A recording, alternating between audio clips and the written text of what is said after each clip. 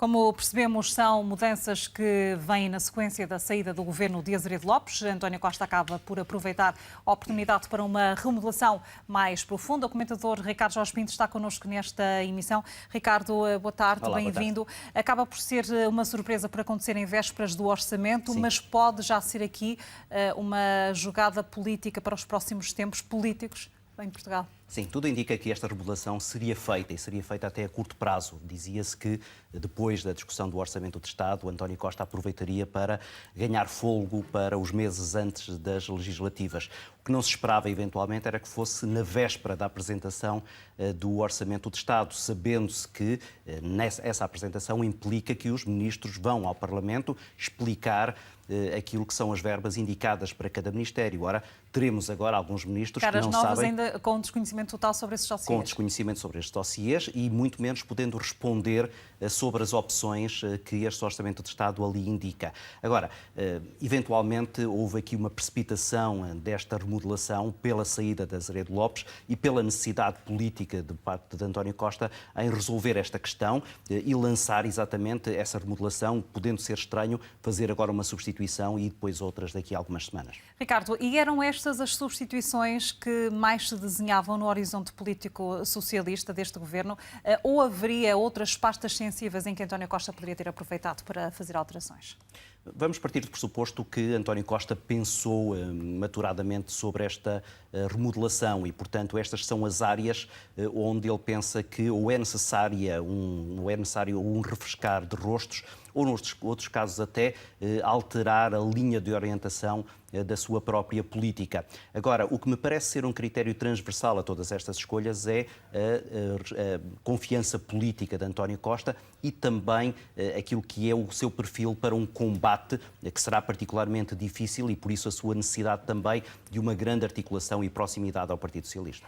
E, nesse caso, salientar os nomes de Pedro Cisa Vieira e de João Cravinho, Ricardo. Desde logo, esses são os mais evidentes desse ponto de vista. Qualquer um deles pertence ao chamado Inner Circle, ao grupo duro de António Costa, está claramente alinhado com aquilo que é esta estratégia governativa, não tem demonstrado em nenhum lado qualquer divergência. Mais do que isso, tem essa confiança pessoal do Primeiro-Ministro e também uma voz forte, porque, por exemplo, para a área da defesa, aquilo que se esperava agora era que houvesse alguém que tivesse peso político dentro do próprio Executivo, isto é, como se costuma dizer, que fala ao ouvido do Primeiro-Ministro para ter força naquilo que são algumas opções que claramente terão que ser tidas para pacificar uma área que estava particularmente debilitada. Ricardo, na saúde, uma mulher novamente a liderar uma pasta que é também ela muito sensível, que é o peso pesado do Orçamento do Estado. Parece que, olhando para o currículo de Marta Temido, que há aqui... Poderemos ter boas expectativas em relação às políticas para os próximos tempos? Ela traz duas vantagens. Em primeiro lugar, não estar completamente alinhada com as opções do anterior ministro. Ela tinha demonstrado algumas divergências quando, no final do ano passado, ela abandonou uma entidade que regulava a área da saúde, que tinha exatamente a tutela do Ministério. Ela escreveu um documento dizendo que estava em discordância com algumas das opções do Ministério da Saúde e, portanto, não há ali uma proximidade que agora lhe possa ser apontada como um prolongamento em continuidade daquilo que tinha sido feito antes, até ideológico.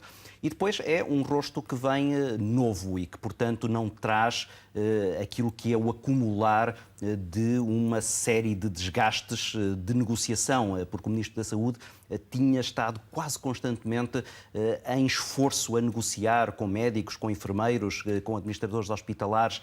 Mas com muita dificuldade também. Com dificuldade e, como nós sabemos, ao fim de várias reuniões, os argumentos que se podem invocar começam a já ficar gastos. E depois também o próprio relacionamento pessoal, que nós sabemos que nestas áreas são importantes, estavam também já muito agastados. E, portanto, era preciso aqui um rosto novo, mas nesta área em particular parece-me que, para além do rosto novo, poderemos esperar também políticas novas.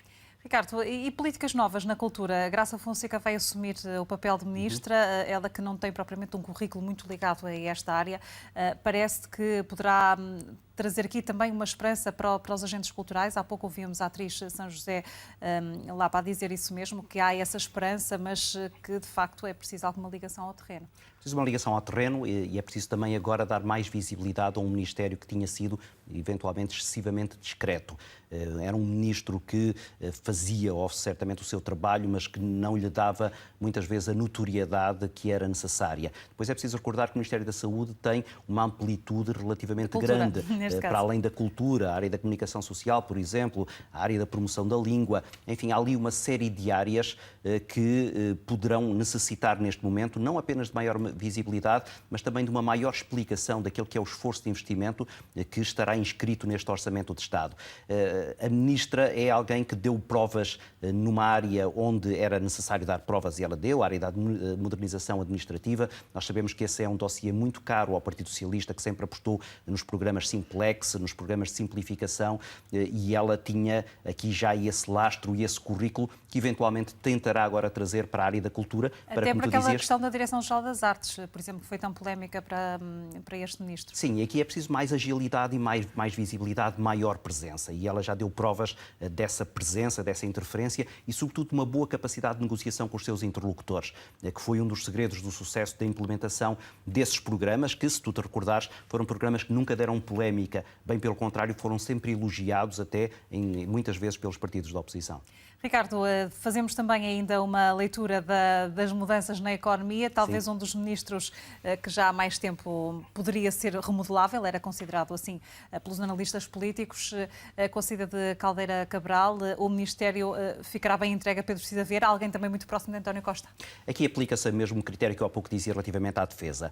Temos agora um ministro que tem acesso muito direto ao primeiro-ministro e, portanto, quando ele for agora falar com os empresários, ele pode-lhes dar a garantia de que a reivindicações que eles trazem, se forem bem acolhidas pelo Ministério, serão diretamente levadas ao Primeiro-Ministro e que nas reuniões do Conselho de Ministros, por esse peso que ele tem e pela proximidade que tem a António Costa, serão tidos muito mais em conta. A Caldeira Cabral tinha, inegavelmente, qualidades técnicas, ele de resto aqui demonstradas neste estúdio, ele era comentador da RTP, ninguém lhe rejeita a capacidade que ele tem de entendimento daquela matéria. O que muitas vezes lhe era apontado era algum déficit naquilo que era a exposição das suas ideias e a articulação dessas ideias com os empresários. E quando ouvíamos muitas vezes António Costa a elogiá-lo e a dizer que tinha total confiança nele, mas há até uma declaração de António Costa a certa altura que diz: bem, não se tem dado muito pelo Ministério da Economia, mas eu aqui o Sr. Ministro vai fazer um esforço por dar mais visibilidade. O próprio António Costa sentia esse déficit e esse era, portanto, um dos nomes remodeláveis. Há aqui também uma tentativa de tornar este Ministério um pouco mais leve, colocando a área da energia no Ministério do Ambiente e dando, portanto, aqui agora mais margem de manobra para aquilo que é fundamental, sobretudo no ano eleitoral, que é o contacto direto com os empresários. E o chamar-lhe Ministério do Ambiente e da Transição Energética, não propriamente do Ambiente e da Energia, tem aqui, merece uma referência particular, Ricardo? Merece, porque parece-me, em termos de organigrama agora mais lógico, mais consistente. É muito difícil separar as questões da energia das questões do ambiente e as questões do ambiente são muito delicadas exatamente por essa ligação à energia.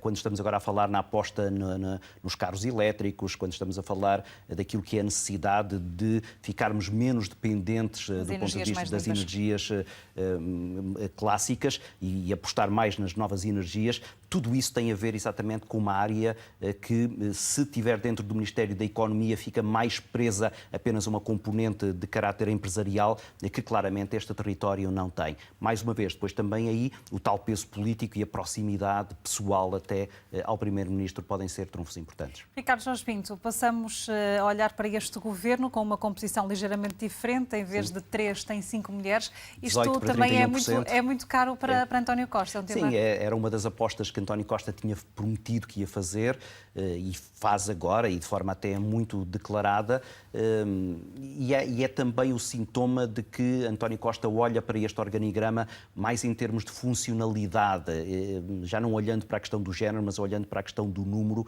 e olhando que aumenta e olhando sobretudo para aquilo que é a dispersão e a distribuição de tarefas pelos ministérios. E, de alguma forma, aqui António Costa está a preparar claramente um governo que é um governo, entre aspas, de guerrilha para as próximas eleições legislativas, numa tentativa até, e estes nomes eu diria que dificilmente desagradarão Bloco de Esquerda e a Partido Comunista, é também uma espécie de braço estendido aos partidos à esquerda, que tanto contributo têm dado para este Orçamento de Estado e a quem António Costa até nesta fase final permitiu que gozassem desse esforço e desse sucesso nessa discussão. E vão ter estes novos ministros a maior prova de fogo precisamente no orçamento, como dizias há pouco, Ricardo. Sim, num orçamento que vai ter, sobretudo na fase da discussão da especialidade, portanto este orçamento tem duas etapas de discussão, um primeiro na generalidade, sabemos que vai ser já aprovado, aí não há a menor dúvida, mas há depois uma discussão a seguir, que vai ser a discussão na especialidade. E embora muitas das arestas já tenham sido limadas, ainda soubemos este fim de semana da questão das propinas, da questão negociações mais à esquerda. Exatamente, que eram dossiês complicados a negociar à esquerda, a descida do preço da eletricidade.